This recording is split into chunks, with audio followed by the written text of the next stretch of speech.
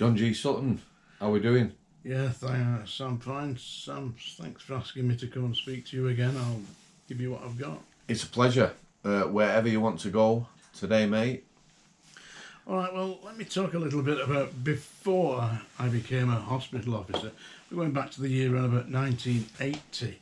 And I was working on the landings, and we've spoken a little bit about corruption in the past and strange happenings and all that thing. And I mentioned, of course, that infamous gangster Frankie Fraser. Yep. And one lunchtime I was on A2 landing. I was patrolling A wing, but on A2 landing, Frankie Fraser was located on A2 landing. That's as you go through the thing on the first wing on your left.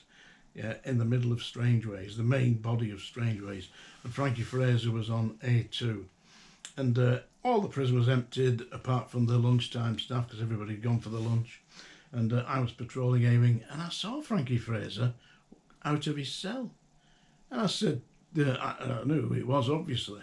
I said, Fraser, what are you doing? He said, oh, it's all right. He said, the chief officer said I don't have to be locked up at lunchtime. I can go and, do my ablutions and all the rest of it. And I just said to him, Fraser, get behind your door. Go into your cell and shut the door. And he said, you can piss off. He said, I'll go in myself, but you shut the door. That's what you're getting paid for. So I did. And then I went to see the chief officer afterward. I said, what's going on here? Have you really been telling Frankie Fraser that he can stay loose at lunchtime? Oh, yeah, he said he's all right. He said, I sometimes give him a pork pie and all that. I said, I don't mind who you let out when I'm not on duty, but if I'm on duty, that is one dangerous bastard. I said, and you've got him walking round the landings without discussing it with me, just telling him. Just you and him? Yeah, just me and Frankie Fraser. And that guy had seriously injured prison staff. He'd been whipped and flogged for it, as we discussed. He'd been put on bread and water. And there's the chief officer allowing him free rein to walk round the prison. I mean, hey, what kind of a nutter is that? Was you scared of him? Why would you do that? Even, Oh, it's placating him. Oh, it's only Frankie, he's all right. Frankie's not all right. Frankie Fraser was an extremely dangerous man. Not face to face. I mean, you're a big guy. You could have picked him up with one hand. But don't turn your back on him. You turn your back on Frankie Fraser and he decides that you're going down, he'll knife you, hit you, axe you, bash you on the back with a chair. Did some of these guys just come in and do the jail, not kicking off? Most of them, if they got any sense, that's what you do. You just go into prison and do your time. But some of them are, they're not in control of their mind. Some of them are psychopathic. Some of them are absolutely out of their head, schizophrenic. Many of them are bipolar. And nowadays we've got people who are out of their heads on drugs. Back then we had a lot of people who were mentally deranged. And there you've got no control over them. Some of them would actually, there was a spate at the time in Strangeways of cell fires. Yeah. The rumour went round that if you were involved in a cell fire, then you got 6 months off your sentence, which was a crazy idea. You got 6 months off your sentence? You got 6 months removed off your sentence because you'd endured the trauma of being involved in a cell fire. That was a crazy rumour that went round Strangeways, and people were setting light to the cells. The problem they had was that the mattresses at the time were made out of a foam rubber that, if they were ignited, emitted a poisonous gas, and the poisonous gas killed them, not the fire. But there were numerous cell fires in Strangeways, and it was so dangerous, this poisonous gas, that instead of actually the staff opening the cells and going in to get people out, they smashed through the Judas spy hole and stuck a hose pipe in and hosed it down. Explain what the Judas spy hole is. The Judas spy hole, as you've seen it in images of cells where people move back the metal cover and look into the cell. Yeah. That is the Judas spy hole. Did they have inundation points then? Like all the cell doors now have an inundation point that you can remove with a key to put the hose in the middle of the cell door? No, they didn't have that. No, they just had a Judas spy hole, and they bashed the glass out in the Judas spy hole with the truncheon and then stick the holes into the into the hole and squirt the water through to put the fire down. We had a number of cell fires where people were killed. In one incident in Strangeways, I think it was around 1979, 80, the inmates, 3 inmates in one cell, 12 foot by 8 foot. 2 of them decided that they were going to have a cell fire so they could get 6 months off their sentence. Wow. And the other guy didn't want to take part. Yeah. The other prisoner didn't want to take part, so they tied him to a chair and burnt him alive. They were all burnt. They're all killed. Wow. Oh my God, that's all killed. We had a cell fire, and when we went in, we got the guy out, but the metal beds, it was so hot in there that the metal beds had actually twisted. The heat had twisted the iron of the metal beds, and this guy walked out. What sort of stuff did they have in the cells then that was combustible? Well, as I said, the foam rubber mattress. Was it basically bedding, mattress and clothes? Yes, basically that was it. I mean, some of the inmates used to have this mad idea that they could collect matchboxes. Really, it was just a way of them hiding contraband, you know, but they would have like a display of matchboxes. So, you're going to talk about being a hospital officer and what that was, but you saying that about sort of Mad Frankie Fraser and that, do you believe that a lot of sort of infamous violent criminals that were about in the past, you know, mental health not being recognised as such and people growing up, do you think a lot of these people, you know, had problems mentally and things like that? You know, that the really scary ones that were actually unwell, but that people who are mentally unwell, don't they? They have no boundaries. No, you know, there's no. I mean, the actual nature of being a psychopath is you have no empathy.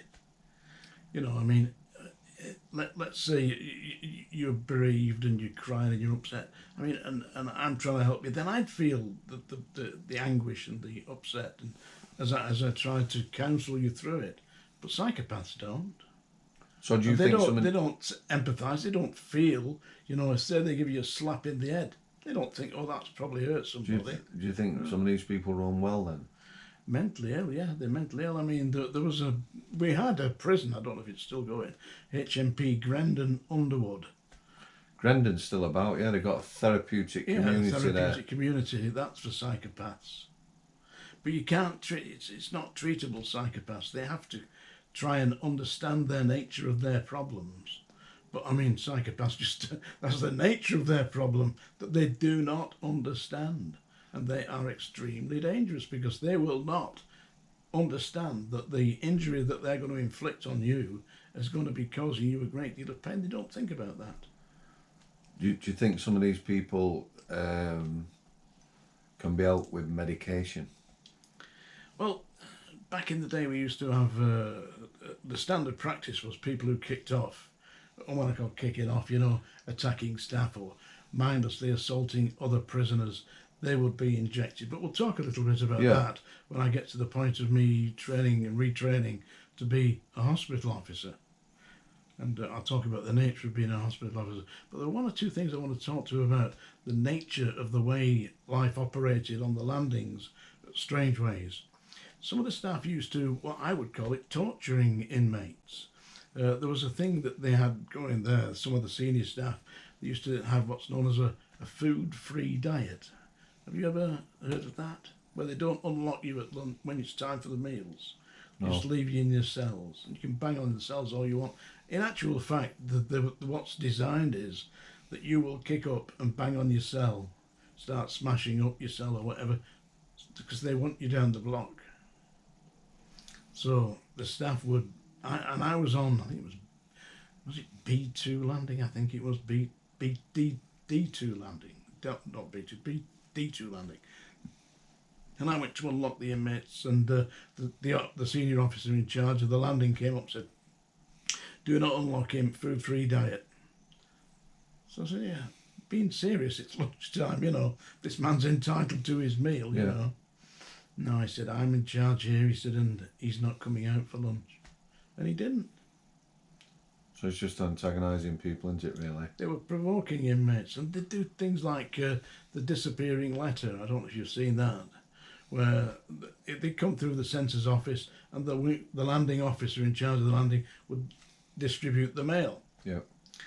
And what they do was, if they were definitely trying to annoy the inmates or somebody had got on the wrong side of them, they'd destroy the letter, rip it up into shreds, and just give them the envelope. So also it must have dropped out at the census office, you know. Yeah. So that the inmate knew that they had a letter from the family, but they never received it. So that was a form of cruelty. Mail's a big thing, isn't it? Big thing for inmates, yeah. But staff would deliberately do that. There was a certain degree of corruption, as I mentioned before. Some big Liverpool gangster drug dealer had got himself onto the YP wing when he was the age of about 35, just so he could interfere with the little boys. And somebody must have been on the receiving end of money for that, because it was quite obvious that the 1953 Prison Act specifically required, as a matter of law, that inmates over the age of 21 must not under any circumstances associate with prisoners who are, in effect, young men, boys, you know? Yeah. You've seen them. They're unsophisticated. There was one man on there, and if you watch the Strangeways documentary, it's quite a famous scene in that.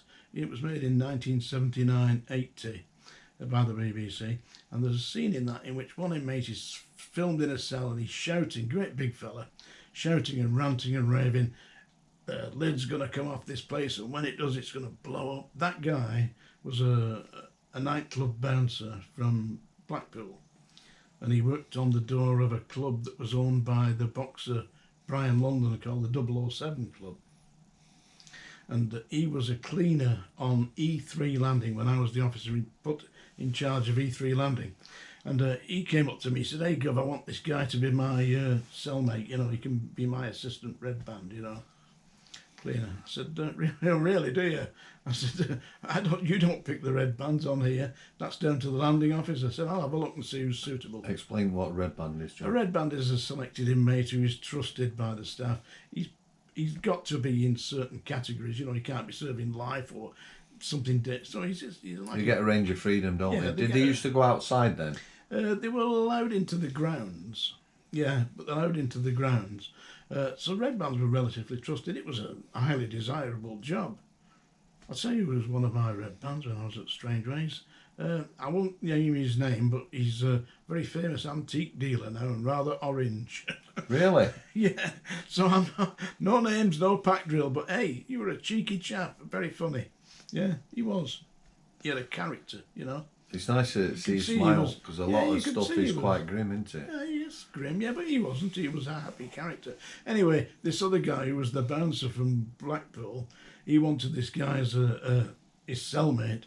So I said, "Well, I can't really just do that. I can't justify it, you know." He said, "Listen," he said, "all you've got to do is get me this guy as my cellmate." He said, "and I'll fix it for you to go to the club in Blackpool." He said, "You'll be provided with as much drink, as food, anything you want. So there's females there, there's prostitutes." He said, "You take your pick." He said, "All you've got to do is get that guy into my cell as my cellmate." He said, "And off you go." He said, I'll send the message out, and you mention my name at the door and you're in." I said, "It's a bit dangerous, don't you think?" I said, "What happens if, you know, somebody finds out?" He said, "Nobody's going to find out." He said, "Lots of staff have done this." I said, "Oh, come on." I said, who's done that and got away with it?" So he gave me a list. Seriously, he gave me a list. He said, "Oh, such and such a body's done it. Principal officer such a body did it. Such a body did it." He said, "And they absolutely loved it." He said, "And if I need anything from them, I just got to go and ask them." I said, "Leave it to me till after lunch." I said, "And I'll come back and discuss it with you." So I went to see these people, the three prominent names, you know, three senior members of staff. Yeah. I said, "I've got something to tell you." So I've just been offered bribes, and, you know, they want me to do this guy a favour. And he's mentioned your name.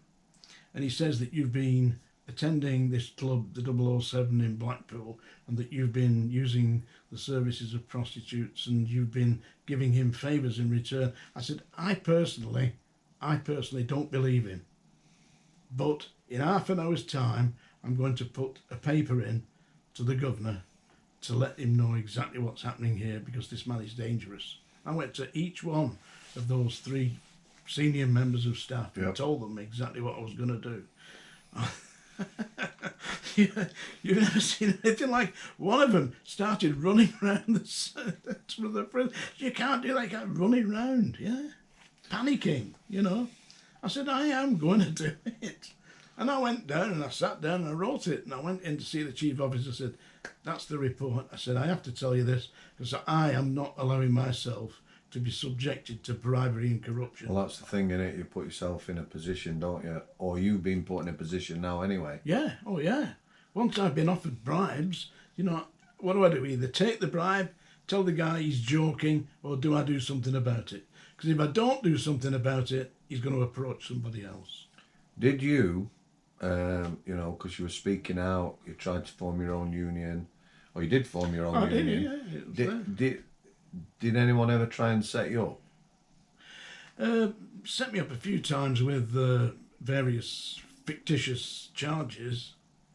I mean, did they, maybe try and get someone to approach you? Well, maybe that guy was approaching me to do that. I mean, I don't know, do I? I just reported it. So it wouldn't matter who it was. I mean, one time, seriously, I had a telephone call at home, and the guy on the end of it was my uncle. A great uncle, yeah. And he said, "My lad's in jail." He said, "You're one of the officers working there." He said, "What can you do for him?" I said, "We have spoken before. I remember coming to your house once." He said, "Yeah." I said, "I will look after him. I'll make sure he's properly locked up." This is to my uncle. So he said, "You doing this, that, the other." I said, "No, I can't do anything more than that. All I can do is make sure he's safe, and he's properly incarcerated. He's not going to be, can't do anything else." But I went to see him on the landings. I won't tell you his name, but you know what my name is, so it won't be too dissimilar. Yeah, no. Anyway, I went to see him on the landings. I said, "Your dad phoned me up last night. He said he wants you to know that he's concerned about you." And I said, "I would come and see you to make sure that you're all right. And if you do need anything, if you've got any problems," I said, "just come and see me and I'll make sure it's dealt with. But apart from that, I can't do anything other than to advise you, say nothing to anybody, keep yourself to yourself." I said, "You're only doing 6 months or something like that." It was violence, he got in a fight. Yeah. And anybody can do that, me included. And I said, "But you'll be perfectly safe here." I said, and your dad's concerned, he wants you to know.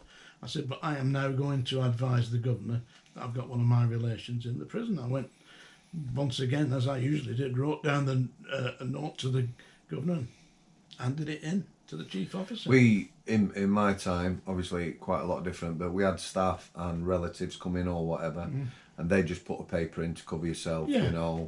My uncle's son is on I-wing or whatever and stuff like that, and it's just to cover yourself, isn't it? Yeah, basically. I mean, I'm not open to bribery and corruption, nor favouritism, nor nepotism. I'm paid to do a job, and that's basically what you should do. And if you do that, then, I think you're doing what you're paid for, and that's what I was there. Can I ask you, as just a normal prisoner, everyday run-of-the-mill prisoner in Strangeways at that time, obviously there was a lot of bang-up, weren't it? People were locked up most of the day. Just keeping to yourself or whatever. Was it safe? And a lot of lads who I come across, who, what are called old-time cons, they said, keep yourself to yourself. They loved it. Time used to go quick. Take me back to them, take me TV boss, take me back to them days, or whatever. So day to day, what was it like for a prisoner? Was it just unlocked for meals? You slop out like you've already said. It was very overcrowded. I mean, the conditions were grim. There was no entertainment. I mean, radios, people just didn't even have radios. Most people didn't, because you had to purchase the radio, and you couldn't do that unless you were serving a period of time. Was there a library or anything like that? There was a library, yeah. People got to the library, and there was quite well stocked, the library. I mean, I used to read stuff in there. What did I read? Das Kapital by Karl Marx. I thought that was very interesting. Yeah. It was written in the main library at Manchester. Did you know that? Karl Marx, yeah. Explain who Karl Marx is. Karl Marx wrote the Communist Manifesto, and he researched all that in the Central Library at Manchester. And if you go into the Central Library at Manchester, they'll show you exactly where Karl Marx sat. Really? Yeah, it's still there. So I thought, well, I'm working in Manchester, I should really know a little bit about this. So I read Das Kapital. Very interesting. I'm not a communist, by the way. No. I'm not a communist at all. But who was your mate that you had in another country? Oh, Colonel Gaddafi. Yeah, Colonel Gaddafi. Go and have a Well, look. let me tell you this. I was in Libya in 1969, believe it or not, before Colonel Gaddafi took over. Yeah. And the population, I went round Libya, I was with the British Army, went round Libya, the population, seriously, were living in cardboard boxes, in tin huts, outside the palace of King Idris. That was the man who was running Did Libya. they have a monarchy then? Yeah, it was a monarchy. It was King Idris. And he was appointed, of course, by the Western powers who were taking the oil from Libya, taking it, you know, for virtually nothing. Yeah. And King Idris went to France for an operation. I don't know what he had, a heart problem or something. And while he was there, in September of 1969, Colonel Gaddafi, who wasn't a colonel at the time, he was a captain, organised a bloodless coup in Libya and took over. The first thing we knew about it was we were in the middle of the desert, in the Sahara Desert, on an exercise, and the regimental sergeant major came walking back in from the desert. I said, "Where's your Land Rover? What's happened? Has it broken down?" No, he said, "I've been stopped by the army, the Libyan army. They've declared independence. They've thrown out King Idris. There's a guy called Colonel Gaddafi in charge. They've taken my Land Rover, they've taken my Sten gun and all the rest of it." And they said, "We've got to get out." So that was serious trouble then, because we were on exercise, you see. Yeah. And we had to get out. We all went, decamped, and went to RAF El Adam. I did a programme for the BBC about it. Did you? Yeah, because when we were there, they put me in charge of guarding the ammunition compound. And every night, the military, the Libyan army, who were dressed like refugees from World War One, they were strange, yeah? They come and surround the compound, the military compound, where they kept all the weapons, and put their headlights on. So we were like patrolling around under the headlights. So I said to the guard, I said, "I'm had enough of this, you know." And they were kept shooting over our heads, not at us, but Yeah. rounds go like about 2 yards over your head. So it was a bit unnerving. But I said, "We can't allow ourselves to be intimidated like this." And at the time, there was a film out called Oliver. It was fairly recently released, you know. Yeah. So I said, "Well, give him a few songs, you know, because we're in the headlights." So me and about half a dozen of the guard gave him a few songs, and one of them was "Consider Yourself." And we were dancing along, kicking out. What the Libyan army thought about this, I do not know. Hey, the captain who was in charge of all the guards came out charging out. "What the bloody hell are you lot doing?" Said, "Well, we're on stage here, we're on the limelight, you know, we're entertaining them. We're not intimidated by this." Bloody rounds flying off. I thought it was funny, yeah. The captain didn't. I'm sure it was, yeah. So that was my only connection with Colonel Gaddafi. He certainly never gave me any money. He gave me bloody dysentery, I'll tell you that. That was a terrible thing. You ever had that? No. Oh, you can't hold water down. You have a drink of water, and next minute it's in your shoes. Oh, it's terrible. Nearly bloody killed me. Thanks for that, John. That's conjuring up a little image there, folks. Yeah. Yeah. So anyway, by this time at Strangeways, I'd just about had it, you know, with the patrolling on the land ranges, torturing the inmates, ripping up the letters. And I told you, I meant to show you this. It was January 1979, and I was put in charge of the security detail. They were revamping the, pointing up the tower. You see the tower in Strangeways? Yeah. That is a ventilation tower. Yeah. People might think it's something else, but it's not. All the cells inside the prison are honeycombed, and they've got like little grills that take the air out of the prison through the air that's drawn up into that tower, yeah? And it's about, I don't know, 300 or 400 feet high. It's quite high, yeah? So they were revamping that, and they were pointing it up, and the builders were all doing it, you know, and I was in charge of the security detail. So I thought, well, I'm going to go up and have a look. So I went in to the tower. I know in our time they had to have steeplejacks go up the outside because it deteriorated and they couldn't go up the spiral staircase. I'll tell you, it had deteriorated. Have you ever read the book Kidnap? You know, where he goes to that house and they try to kill him by sending him up the staircase and all the stairs disappear? No. It's very much like that. Is it? What, even then? Yeah, then you got so far up, you got about a third of the way up the inside. It goes round like a spiral all the way up to the top, yeah? But you get about a third of the way up and it had a metal handrail. And as you get about a third of the way up, the handrail disappears. And then you get a little bit further up and the stairs, instead of being like 2 foot wide, go to be about 12 inches wide. And there's only one way to get up. You've got to put your back against the wall. No. Yeah, and go up. Anyway, I managed to get right to the top. And as I got to the top, what the builders were doing was knocking down all the metal work, because the original place, which was built in 1868, had a lightning conductor. And the lightning conductor, they knocked it down and it crashed to the thing. You see the little turrets? Was it copper? Yeah? No, I think it was cast iron. Yeah, and I think I've got it on here actually. Oh, here I am. Oh, yeah, This is yeah. it. Yeah. That Explain what that is. That is the lightning conductor. That is the lightning conductor. The ball off the top. From the top of Strangeways Tower. When they knocked it down and smashed it to the floor, I said to the guy who was the supervisor, I said, what are you doing with this? Oh, it's going in the skip, we're throwing it away. I said, well, do you mind if I have that as a souvenir?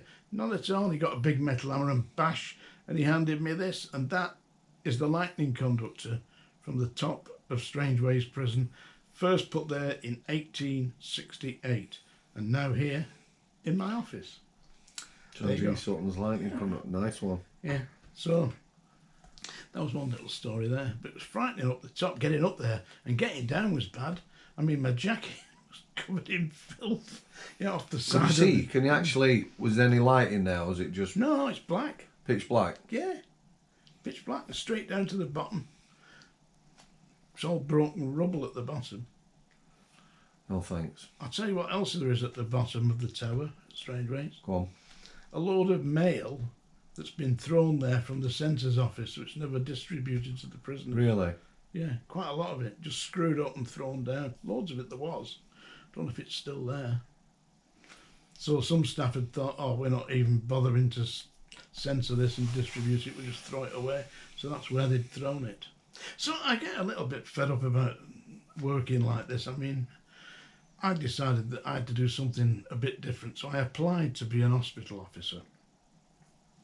Don't forget, at this time, I'm persona non grata.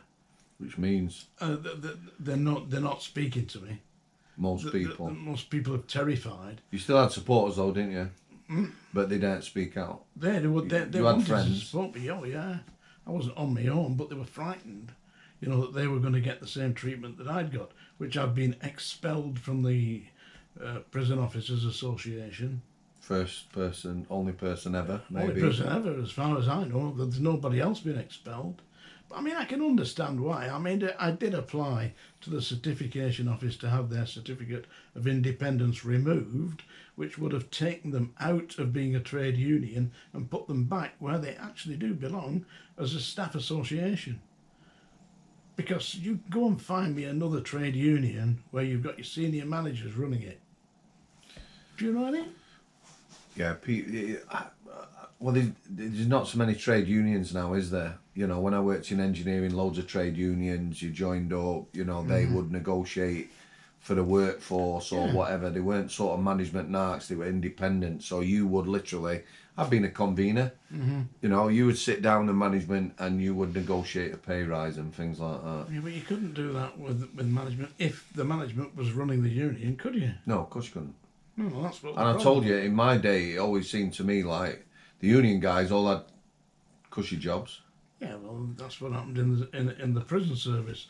They joined the prison service, they got themselves involved in the union, They got themselves promoted. They got themselves into positions where they were So it's- nice and easy. Does it? Yeah. Yeah, And away from anybody else- landings. Yeah, and anybody else, well, get on with it. So I decided I would be a hospital officer. So I went to London, I believe it was, for an interview.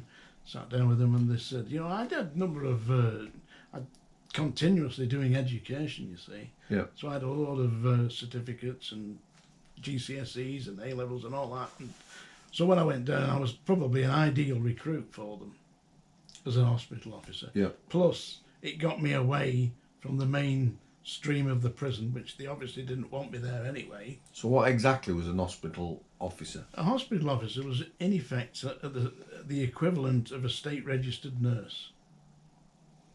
But you went to a home office training school. Yeah. The training school I went to was at HMP Walton, Liverpool. Yeah. Liverpool jail. Yeah.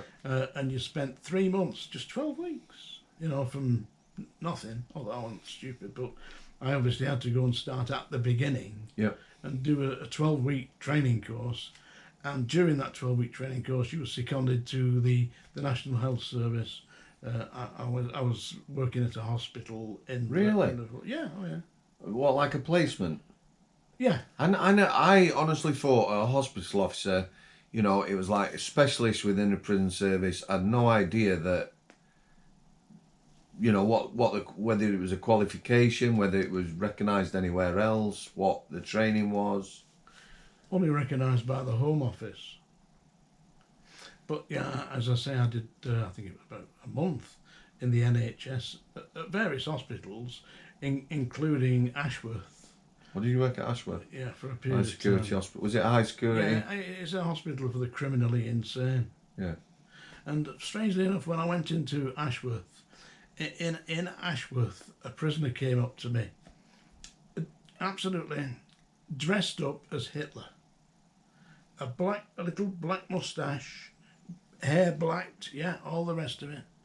In his hospital cell, he had a Nazi flag, loads of books on the Third Reich, and this inmate came up to me, Mr. Sutton, how are you doing? It's a long time since I've seen you. I thought, the hell's this? It was Graham Young, the poisoner, who I'd seen at Wormwood Scrubs 6 years ago. Really? Yeah, 5 or 6 years ago, yeah. He remembered me. Absolutely remembered me. Explain, you know, high security hospitals again. A lot of people don't understand. Are they prison officers that work in high security hospitals? No, they're not. They're mentally trained mental nurses, you know.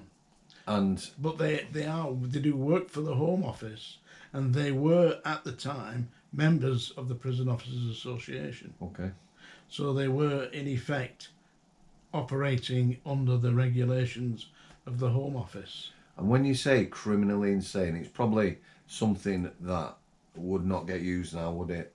It is used now. People are criminally insane. They have institutions such as Broadmoor, which is where the Cray twins were held. Yeah. I mean, they were considered to be criminally insane. There was a guy called Roy Shaw, who was The boxer. Was the boxer. Yeah. Yeah, he fought Lenny McLean. He was considered to be criminally insane, and they gave him all the treatment, the electric shock treatment, and all the rest of it. Did these guys, you know, these sort of well-known gangsters, criminals of the time, were they assessed by psychiatrists, or, you know, why did they end up in Broadmoor? Could the prison service not cope with them? Basically, I mean, listen, I highly recommend anybody to watch the film about Bronson, Charles Bronson, whose name's not Charles Bronson. The modern film. Yeah, it's Bronson. It stars Tom Hardy. It shows a scene where he gets sectioned to Broadmoor, and he's forcibly injected with psychotropic drugs, and he's spaced completely and utterly out of it. And that is what they do in high security institutes for the criminally insane. That's what you'll start on. That's the regime you'll start on. And if you kick up again, that's where you go back to. It's extremely oppressive. But people who are going to those regimes, they're very difficult to get out of, because you're not in there on a specific sentence. Once you are sectioned under the Mental Health Act, you're in there indefinitely. Till someone deems that you are Fit, safe to release. They have got, obviously, they've got specialist psychiatrists who are there, who are seeing you. But listen, one of the most notorious inmates is Bronson. Do you know, anyway, I'll tell you a little bit about this later, but Bronson is I think he's in Wakefield, actually. He is, yeah. Yeah, and he's in a cage within a prison because he is psychopath. He won't think twice about it, and he seems to think that it's his job to mutilate and to torture and destroy sex offenders. For some unknown reason, he's taken it upon himself. So if he gets his chance, he will seriously damage. Do you know he's up for parole? I don't know, it was back end of last year. Well, it won't it? We're in January now. His legal team or whatever, they challenged him being released, parole, how it operates, and I believe he won his case. So his parole hearing will be in like an open court. Good. And filmed or something similar. Mm-hmm. I know what Charles Bronson's all about. He doesn't like the system. He doesn't like being told what to do. He doesn't like people who get on the wrong side of him in society. He's a big guy, and if you cross his path, you're going to catch one right on the end of your snotter. Because that's what Charles Bronson is. He's done a lot of mad things, hasn't he, which is just added to his sentence. Crazy things. He took an art teacher hostage only because the art teacher was telling him, listen, you're wonderfully gifted, you know, something the other. And Charles Bronson said something along the lines of, I'll show you how gifted I am. And barricaded himself with the art teacher into a cell and took him, held him captive, which psychologically traumatised the art teacher. Could never be the same again after that. I've never personally been held hostage, but you can imagine how disempowered you are. Yeah, that'd be scary, wouldn't it? So when these people like, it's called Charles Salvador now, I believe, in Broadmoor, how did they manage to escape, as it were, and get back into the prison system? Is it, a period of time where they're medicated or whatever? What is? Do you know what the rationale is for sending somebody back? Well, as far as I understand it, of course, when I'm working at Ashworth, people go up on a regular basis to be assessed. And if you manage to convince the psychiatrist that you are relatively sane, they'll stick you back in prison because they haven't got any spare places. These places are full, and they're full of extremely dangerous people who are not thinking as you and I are thinking. All they're thinking is, I don't like that person, I'll kill him. Do you think these people, a lot of these people, like I said, are not willfully, they might be wanting to hurt people, but, they're not thinking, there's no consequence of what they're going to do. Not bothered. So, if they come across a sex offender, then... Let me tell you this. You've not been in a padded cell. But if you've been in a padded cell for 3 or 4 days, or a month, where you're regularly held down on the floor and forcibly injected. Yeah. That is the end of the world. That's the end. That's the bottom. You're not going anywhere after that. No. The only way is up. Yeah. So they've experienced the very worst that the system can throw at them. Being incarcerated. They can't do anything more than that. That's it. I've seen people in straitjackets, in protective belts, held down on the floor, fed. You're supposed to unlock them so that they can feed themselves. My experience, that doesn't happen. Is that through fear of who they are? Oh yeah, they'll get you. They'll hold you. If they get hold of you, I went in to feed somebody one day, and we did. Unlocking one hand, because he had a security belt on him, and he was handcuffed to the security belt, stark naked apart from that. Yeah.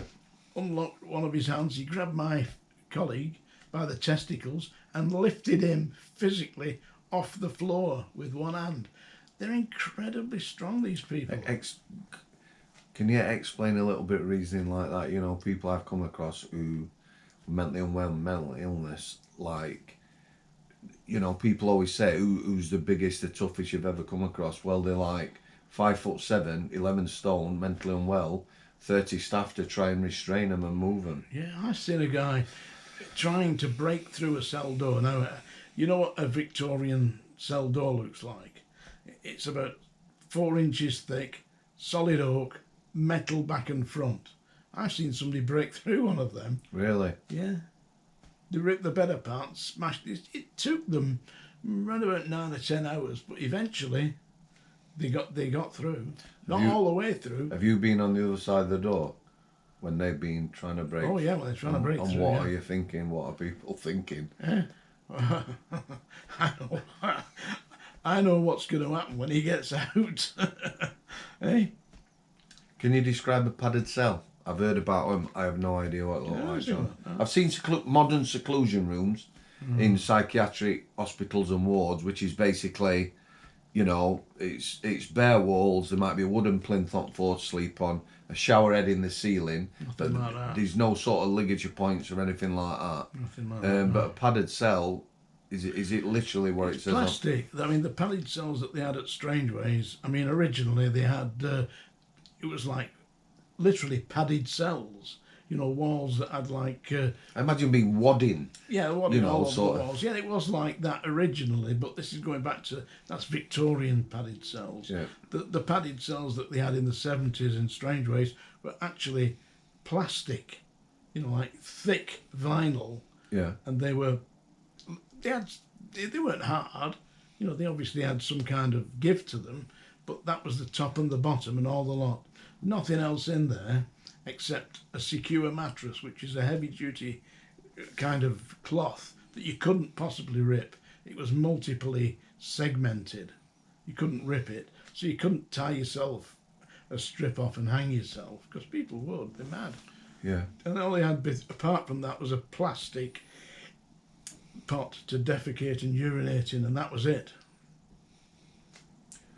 Sorry to detract you from the hospital officer bit, but I find it incredibly Horrible. Well, it's disturbing, but it's also like, you know. There's people not volunteering to go into there. I mean, you're talking about big tough guys.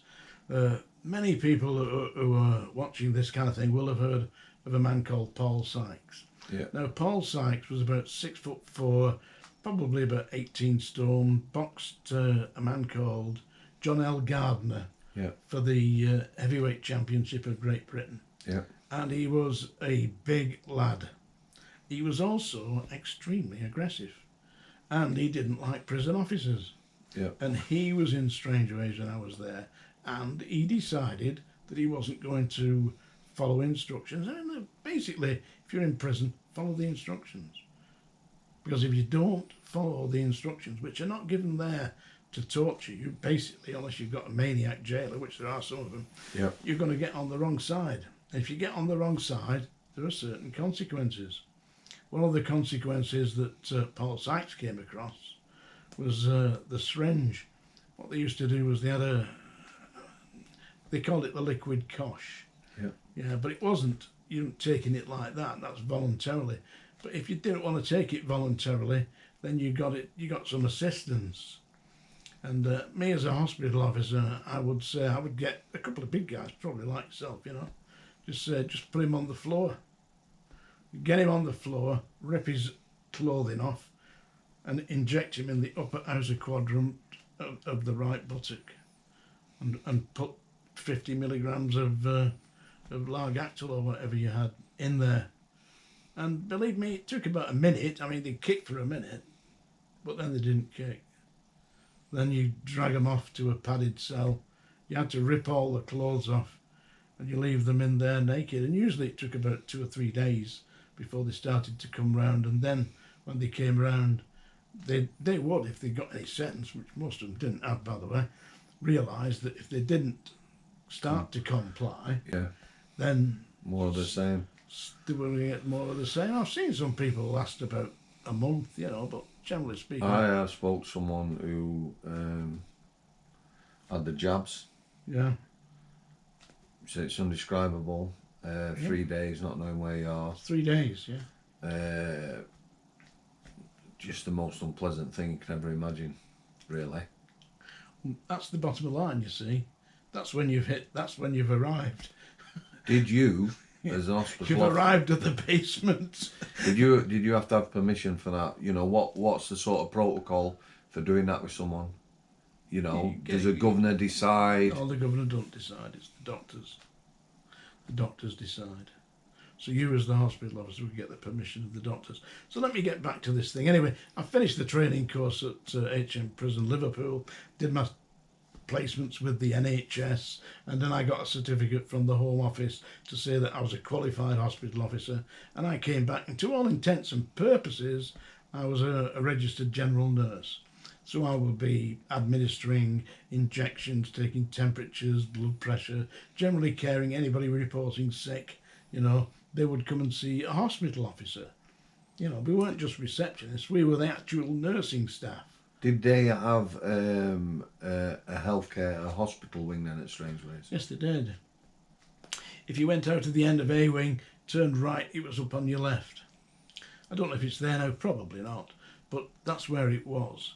That was where the hospital was. And in that wing, they had a unit upstairs that was the hospital ward. And it housed about 20 inmates. You know, it was like a dormitory. Yeah. But it was run as a hospital ward, an old-fashioned type hospital ward. And we'll get round to me working on there. But for the first, when I came back as a hospital officer, I was put to work on the general wings. And one of the first experiences I had, which to this day stays with me, I was working on the clinic, and inmates were coming down, and if they're not well, the first thing they do is report to the hospital officers in the clinics. Clinics are like little, say, 2 cells knocked together. Yeah. And they have you have got medication in there, you know, whenever it is needed, you know. Could you prescribe medication? Yeah, we did. Yeah, we didn't prescribe it. We just gave it to them. Yeah. You know, it was aspirin, you know, or just paracetamol or whatever. Basic stuff like that. Not controlled drugs. No controlled drugs. Yeah. If they needed that, then it'd be put down to see the doctor. Yeah. And there was a doctor's surgery each morning, except Sunday and Saturday, in the clinics. Each clinic had its own doctor's surgery. So anyway, I was working in this surgery. I'd been there as a hospital officer about 2 or 3 days, and the guy running it somebody came down and said, "I've got a terrible headache. I've been awake all night, boss. Terrible headache, you know. Obviously not particularly bright. So what kind of treatment, you know, assuming that you were the hospital officer, would you give him aspirin, paracetamol, something like that? No. He got an aspirin tablet and sellotaped it to his head. Seriously. And what did you... I said, this is an insult. Well, just was he playing you, or... No, he thought that was funny. Was he that on what... No. He thought, the hospital officer thought that was funny. Was the lad not well, as in mentally? He wasn't particularly bright, you know, but he obviously had been suffering from a headache. Are you telling me the hospital officer told him to sellotape it to his head? No, he did. He got a band-aid and taped it to his head. Seriously. What did you... I said, is that your idea of a joke, you know? He said, well, I mean, if you start telling that to senior staff, you know, you're going to get a reaction, which wasn't a very positive reaction. Yeah. Especially as this guy was a great big fella, you know? And he had an habit of eating the inmates' food. I don't know if did they do that when you were there? Hot plate, right. You can tell me this in your time. So at the hot plate, the wing governor, and K-Wing was the only time I ever saw a governor do this, used to come down, and part of the protocol, whatever as a job, was to taste the food that the prisoners were going to eat. Yeah. If there were food left at the end, when you fed everyone, it got off the hot plate. Yeah.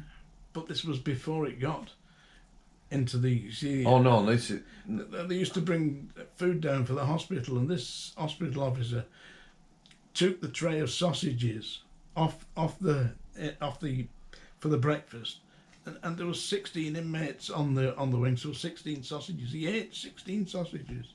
No, I've never seen people... 16 sausages. There was no sausages for the inmates. Seriously. I said, do you know how the hell you managed to eat all that? Nah. Nice sausages. They weren't great big sausages, chipolata type sausages, you know. Yeah. But 16 of them, all the lot. So the Did you get a inmates cooked breakfast then? Did the inmates sometimes at weekend? Yeah. They get a cooked breakfast. Yeah, not all the time. Sometimes they get like a sausage and a fried egg, you know, all that. Yeah. Yeah. So they did sometimes. Yeah, it was. I saw one member of staff. He must have been about 50 odd, and they were serving at the hot plate under the centre at Strangeways, where people came down from the wings with the. Did they only have that one place for all the wings? Yeah. Like, apart from D1 and the hospital, which was separate, hospital, yeah. But the inmates came down onto the hot plate under the centre of Strangeways, Yeah. And this old hospital, old officer, he was stood there next to the thing, and they were having lamb chops, believe it or not. Yeah, so he was putting his hand in. He's got his uniform on, put his hand into the big tray with all the lamb chops in. The meaty bit in the lamb chop. No. Boom, and threw the lamb chop back in. And he must have done about half a dozen of these, maybe 10. And all down the front of his jacket was dribbling the gravy. And I said, don't you think this is inappropriate? And I think he might have been in the early stages of dementia or something like that. Was the governors around when these sort of things were happening? If the governor saw anything like that, then they didn't look. They just turned the other way. Seriously. Especially under my dear friend Norman, for whom the staff could do no wrong. He was a shining example to us all. Yeah. So anyway, I'm now a hospital officer, yeah? I'm working on various wings, and it came up to Christmas, so I think it was 1981.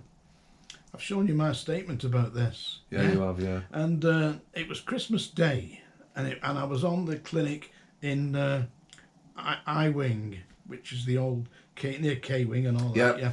Well, that used to be a YP, BT, Postal Trainee Centres, you know, Postal Allocation Unit. And I was working in the clinic. There was two, myself and another hospital officer, and it was Christmas Day. So it came to be about 11:30, and I said to this guy, because I lived 10 miles away. Yeah. And he lived about 2 miles away in Prestwich, which was just up the road from where we of course it is, yeah. I said, listen, you've got a wife and family. I said, I can't go home to my wife and family because 10 miles away. I said, but you go home, you can have my lunch hour. I'll just work through. How long was it, your lunch hour? An hour. Yep. An hour, maybe an hour and a bit, you know. Yeah. I said, you go and take my lunch hour, so you got 2 hours. I said, you've got plenty of time to go home, have an hour with your family and children, and come back. I said, so you can go and have a bit of Sunday, you know, lunch with your family on Christmas Day. She said, oh, that's very kind of you. I said, it's all right. I said, I've got a sandwich here, and I just had a boiled egg or something like that. I said, I'll be all right, just read a book, you know. I said, no, I'm not bothered. I'm not going to do anything anyway. So he said, that's kind of. So off he went. Anyway, it got to be about 1:30, 1:45, and he came back. This is about 12 o'clock, you know. So he's been gone 2.5 hours. And he came back, and he absolutely ashen and really upset. And I just casually said to him, you've got a face like a slapped ass. What's up with you, lad? And without saying anything more, he jumped over the table, because I was sat behind this desk, jumped over the desk and grabbed me by the neck and started to strangle me.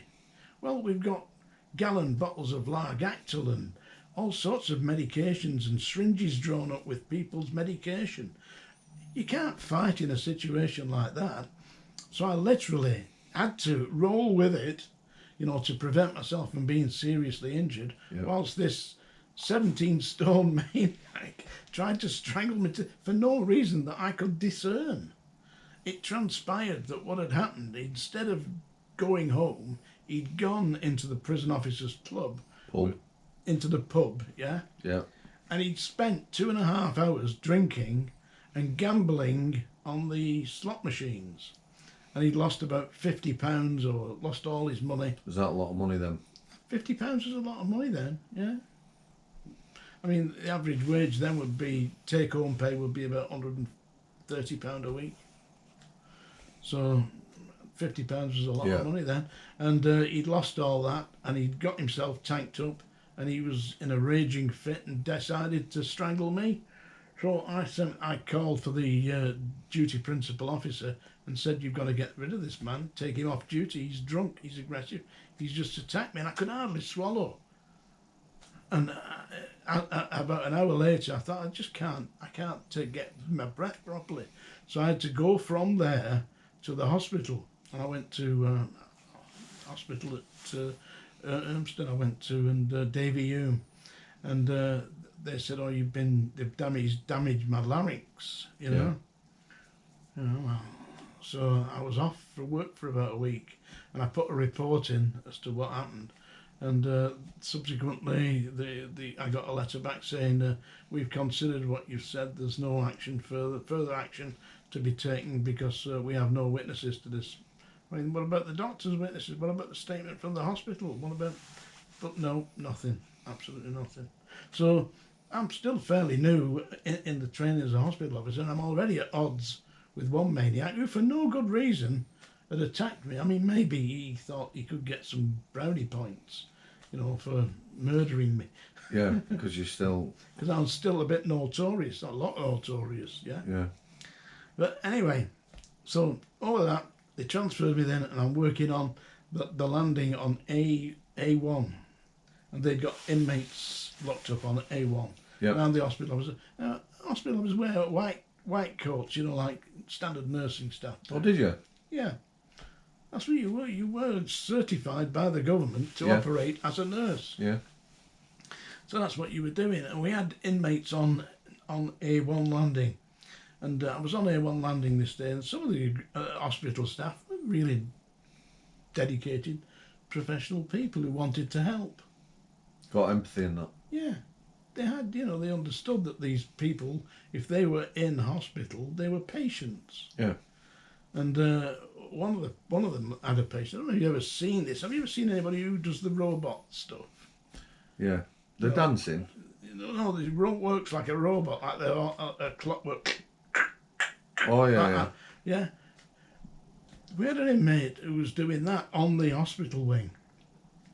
And when you unlocked him to go to the bathroom or the ablutions, he would walk as if he was a wind-up clockwork robot, Oh, yeah.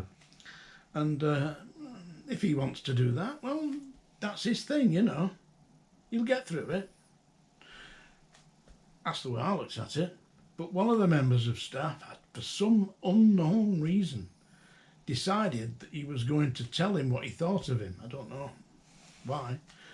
But he stuck his face, I can still see it to this day.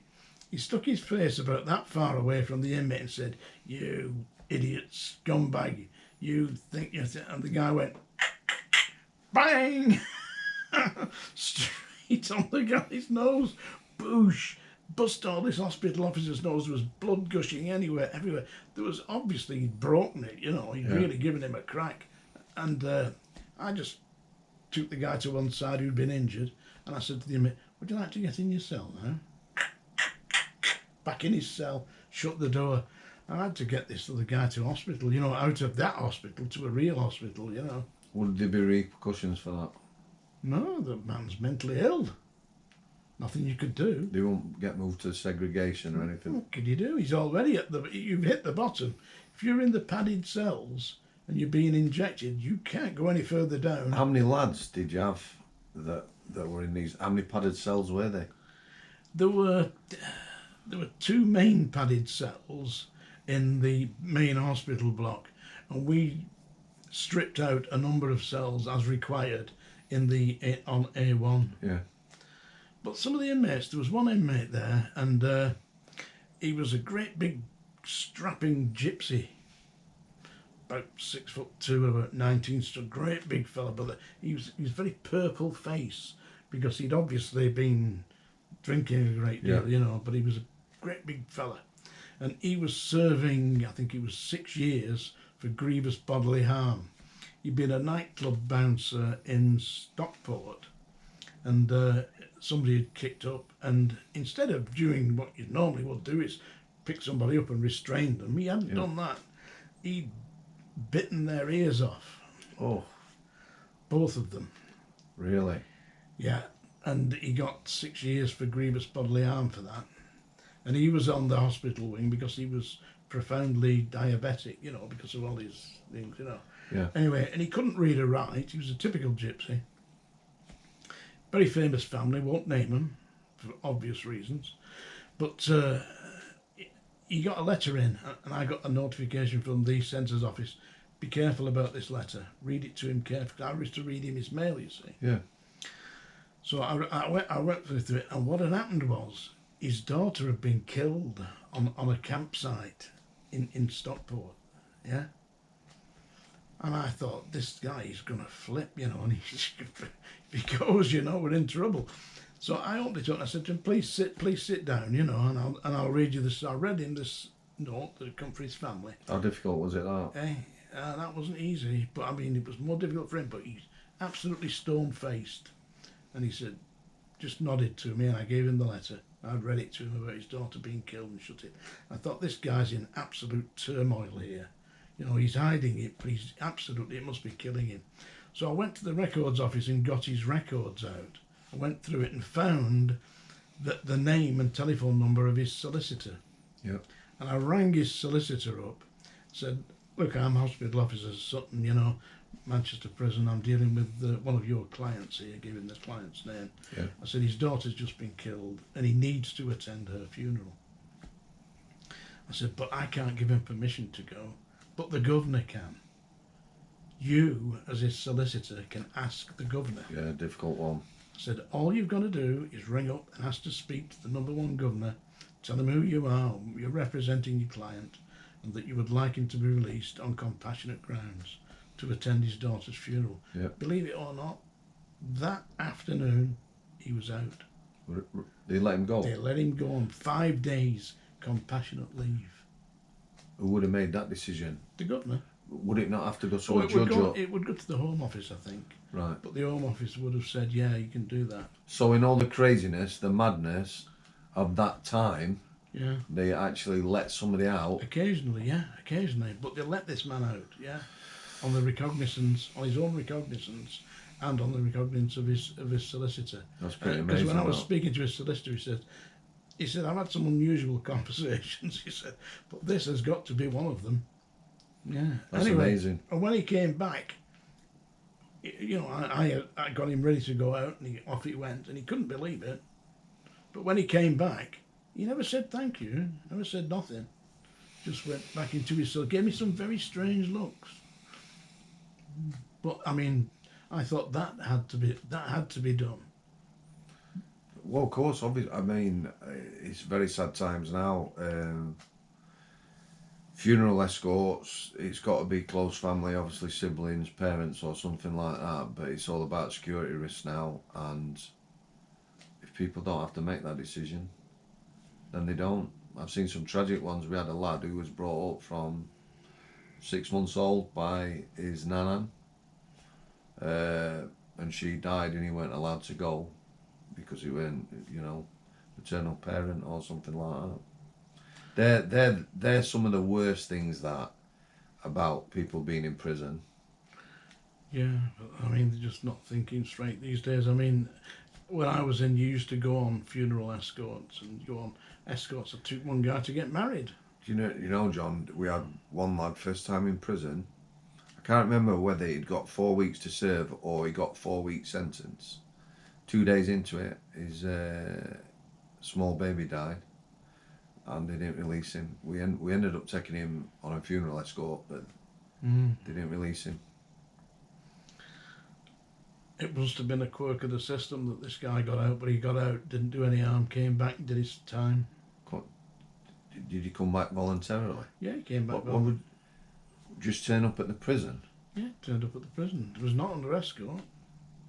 He was released and he went home. Came back to the prison. There was one guy on there. This was a dangerous incident. You talk about dangerous prisoners. Yeah. This guy was known as the Goit Valley Murderer, and I think it was about 1981. And in Derbyshire, near Buxton, there's a thing called the Goit Valley. Yeah. And this guy was about 35 years of age. He had a little gang of teenagers, like he was a strange guy. Yeah. And he had these gang of teenagers, and to be a member of his gang, you had to commit a murder.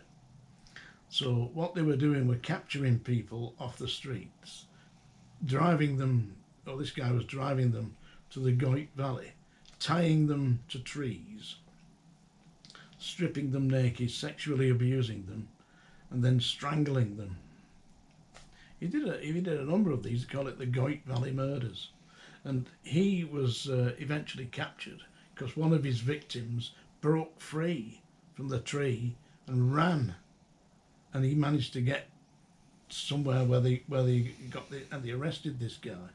Anyway, he was in Strangeways. He was on remand pending trial, and he was in a padded cell on A1 landing, stark naked, been injected, still not quite accepted the regime, you know. Yeah. And I got a call through. He's moving to Risley at 2 o'clock this afternoon. So this will be about just before lunch. So I went to him and said, "You're going to Risley this afternoon at 2 o'clock." Said, "I'll have to get you an outfit to go in because you're obviously stark naked at the moment." I said, "Tell me what size you want. You know, just 17-inch neck, 42 waist." "That's not my size. I'm not going to Risley. You piss off. You think you're going to take me there? You." So I'm being reasonable about this, you know. Yeah. I'm going to get you some clothing to go in, you know. Give you an idea what your size is. You can. Not listening to that nonsense, you know. So I just sent the red van to the laundry unit and got him size 17 shirt and a size 42 trousers and a pair of shoes and socks and what have you, underpants. And opened the door and put them in his cell. I said, "Hey, I get dressed, 2 o'clock, you're going." So it came 2 o'clock and they turned up at the side because they drove the van right into Strangeways. Yeah. And they said we'd come to collect him. Yeah, I forgot what his name is now, but he was the Goit Valley murderer. So I opened his cell. I said, "You're going to..." And he kind of tried to move towards me, but could see there was a team standing right behind me. Yeah. And I said, "Get your clothes on." He said, "I am not going to..." So at that point, you know, you've heard enough, really. You know, I mean, I'm a peaceful man, Yep. but I'm not listening to that shit. So I grabbed him by the top of his hair and dragged him. If you do it fairly quickly, you know, they move. You know, don't stand stationary. Yeah. If you grab them by the top of the hair and pull them forward, they start to move. Anyway, we got him out the cell into the back of the van, and as he's getting into the back of the van, he's shouting, "I'll kill you, Sutton." He said, "It doesn't matter if it takes 20 years, I'll come back and murder you, you bastard." Anyway, the Goit Valley murderer died in prison, so I'm still alive. And how clear is it remembering these people? Very. Oh yeah, I can still see it. I have a very good memory, you know. The problem I have is I do occasionally suffer from a bit of post-traumatic stress disorder. Oddly You know, surprising. I have nightmares about it. Still about prison now. About the prison, yeah, still do. Still do have nightmares about it. So I mean, that's almost occasionally 40 years. it's a recurring dream. 40 years. That's what I mean. Yeah, 40 years. Still have recurring. In the recurring dream I have, I'm walking around the landings. There's nobody else there. There's just me on the landings, and I'm walking around the landings looking for a way out. Seriously, and I can't find a way out. There's no way out. I can't find my keys. I'm stuck in Strangeways. That's where I am, walking around the landings. I think I'm probably haunting Strangeways. May well be. Yeah, seriously. But that was just part of the experiences that I had in my initial experiences as a hospital officer. I was subsequently put in charge of the... You see, I did the promotion exam, as I told you. Yeah. I passed the promotion exam. Yeah. So as I'm now a candidate to be promoted, which I've got more chance of platting snot, by the way. Yeah. There's no chance. Yeah, but they still put me in charge of the hospital ward, where on the hospital ward at Strangeways, what they did was they had psychiatric assessments. So if somebody goes up to court and they're found guilty, the judge will very frequently say, "I require to see psychiatric reports." Yeah. So they'll commit somebody into custody for a period of maybe a month, whilst they psychiatric reports, and that is where they would go onto the hospital ward at Strangeways. Did you have, people come from outside to do the assessments? Yeah. Or were people employed by the prison service? Psyches and... Yes, there were psychologists employed by the Home Office, but also because the inmate is having a psychiatric assessment, Yeah. they would have their own psychologists or psychiatrists Yeah, coming in. come in to assess them, and they'd be taken down. There was one man there who was extremely an erudite, intelligent theologian who'd been a high-ranking member of the Roman Catholic Church, who was teaching theology, and he'd got it into his mind, for some unknown reason, psychologically disturbed, that the nightclubs in Manchester were being used by Satan to recruit people away from Christ. And he decided it was his job to burn them down. He burnt a number of nightclubs down in Manchester, yeah. This is in the early 80s.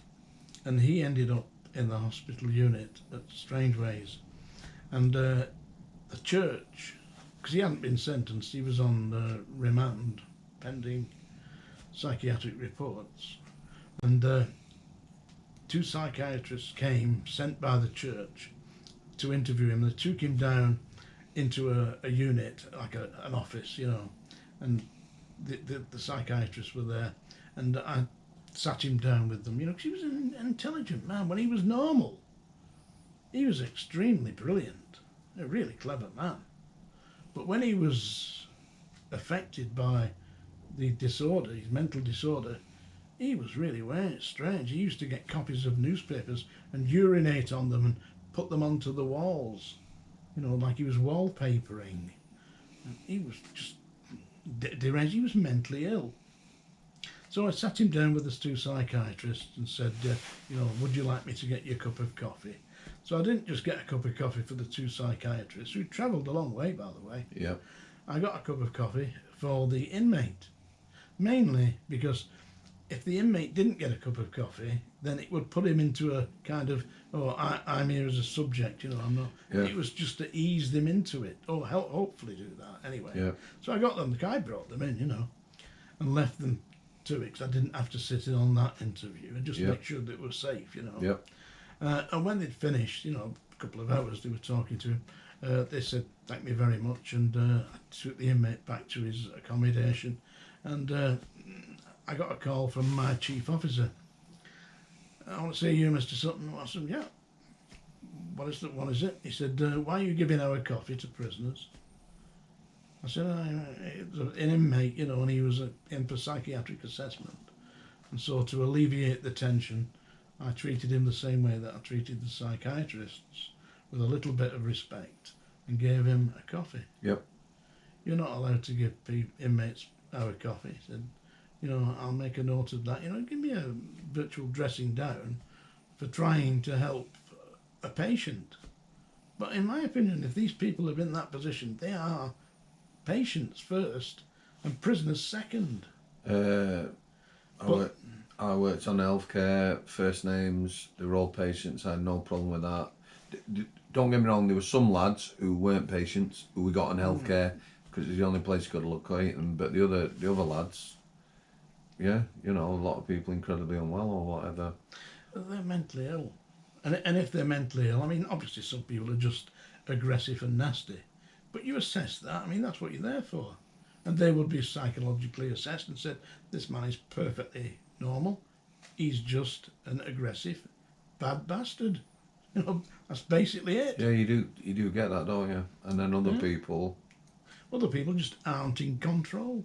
It's not their fault. They need to be medically treated. Talking about medically treated, if, as I told you, inmates during the course of normal proceedings decided that they were going to come up against a system and kick off, then if the security staff, the basic discipline staff, could not handle that, or they couldn't get them to the block or whatever, they would send for the hospital staff, who would, as a general rule,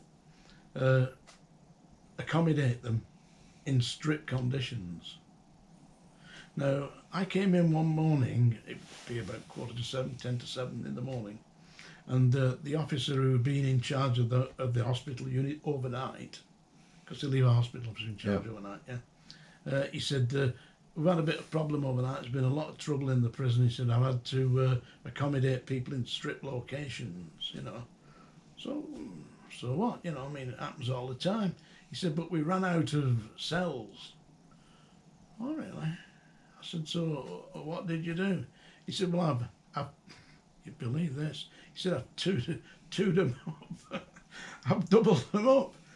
So I open this strip people cell. Unwell. Open this strip cell, and there's two naked blokes, completely medicated out of it, rolling round the cell floor.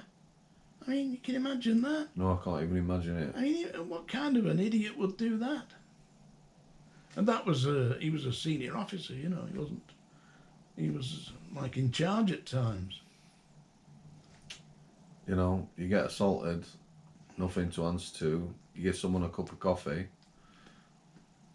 Worse than that. I mean, we had a guy on the hospital wing, on the hospital ward, and he was brought in a catatonic state. Explain what that means. Catatonia is when you're not responsive. It's to stimulation. You're not so you give somebody a cup of tea, put it in the hand, and they'd just sit there with the cup of tea in their hand. They wouldn't drink it. Yeah. Wouldn't move. It would go cold. Nothing. Not touch it. You give them a drink of water. Not drink it. Can't drink. Can't eat. Can't speak. Can't walk. If you lifted their arm up like that, that's where it should stay. A state of catatonia. The psychiatrist in the hospital unit came in and talked to me because I was the officer in charge of the ward. Yep. And he said, this man, he said, you've got to every hour make sure that he has something to drink. He said, because he's in a state of catatonia, if you don't keep him hydrated, he is going to die. I've tried to explain to people before. Food, you know, can go without food a long time. Liquid is... You've got to especially when they're ill. And so, what had happened was this man had strangled his wife to death in front of the television. They were watching a TV programme. He wanted to watch something else. She disagreed. And to solve the problem, he'd murdered her, strangled her to death, laid her down in front of the television set and changed channels. And that is where they found him. The shock of actually murdering his wife had put him into a catatonic state. Yeah. And that's how he ended up in Strangeways. So they honestly thought he'd got about 2 or 3 days to live because couldn't get him out of this. I got his medical record, I got his records, and I read through it, and he had been a principal officer in the civil service, which is not a high rank, but it's a reasonable rank. Yep. You know, you've got to be a reasonably intelligent individual. Yep. So I reckoned that if he was this, he'd achieved this, then he must be a reasonably intelligent man. And a reasonably intelligent man may, I believe, enjoy classical music. So I got a tape recorder, a little cassette tape recorder. I used to have them in them days. Yeah. Yeah, and I had loads of tapes. You know, I had Mozart, Beethoven, you name it. I'd got the lot. And I put a pair of earphones on him and started to play him classical music. Well, we went through all the usuals, you know, 1812 overtures, some Tchaikovsky, some Chopin, some Beethoven, you know, Mozart, all the rest of it. And then I put a cassette in. It was Bela Bartok's opera, Bluebeard's Castle. And I put that on, switched it on. And it had been playing for about maybe 5 minutes. And he took the earphones off and he says to me, I can't stand Bela Bartok. And he was out of it. Is that what it is? Is that...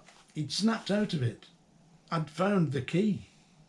So, I mean, I've got to respond. I've got to make notes on what's happening here, you know. So I have to write the daybook up. And I wrote in the daybook, this inmate is no longer in a catatonic state. He tells me that he cannot stand Bela Bartok. So, you know... However, I'm thinking now, if he's not in that state, did he know what he'd done? I didn't ask him. Not my job. I'm there to make sure that he's alive and stays alive. Taking fluids. And he's safe and he's eating and drinking.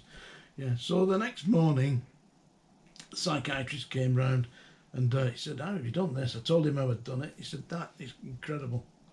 He said, that good thinking, to do that. And the guy was perfectly coherent again. He knew where he was and all the rest of it. Yeah. And he must have known what he'd done. But it's not for me to discuss it with him. But I got a telephone call from the chief officer.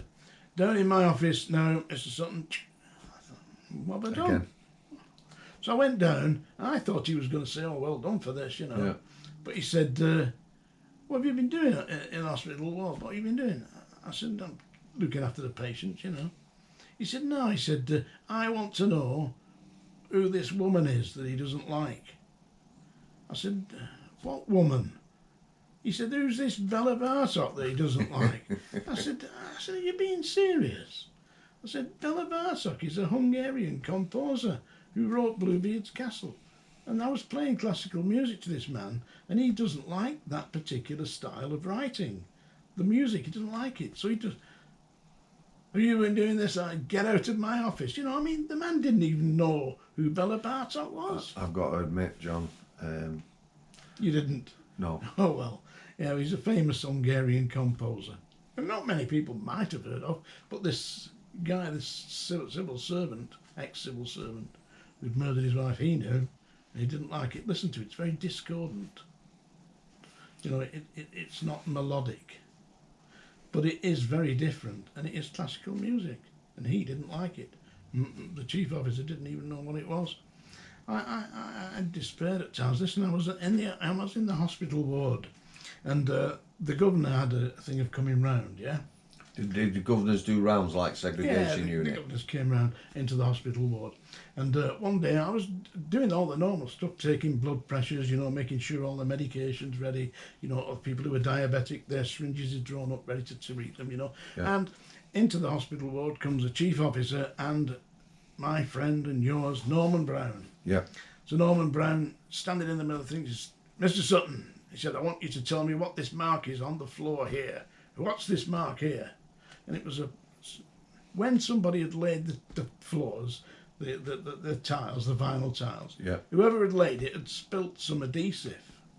It had probably been there a long time, I don't know,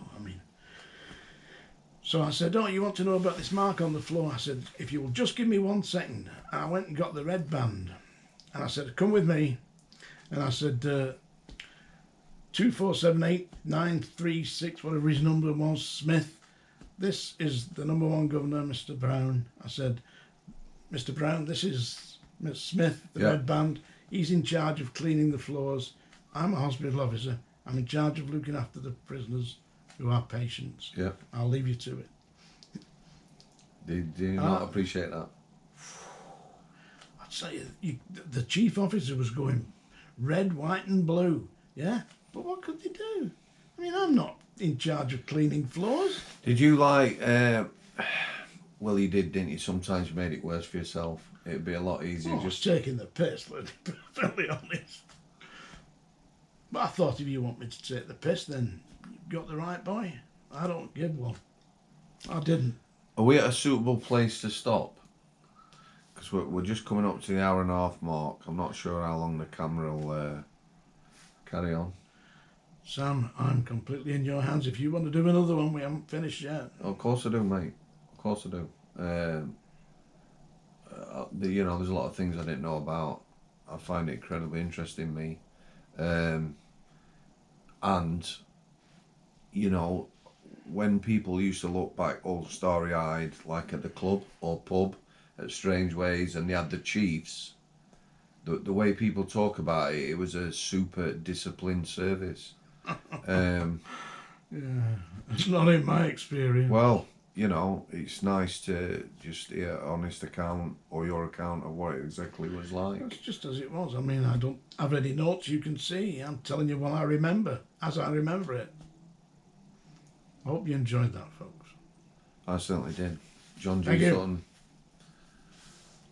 Again, we'll catch him soon. Thanks for coming, Alcide.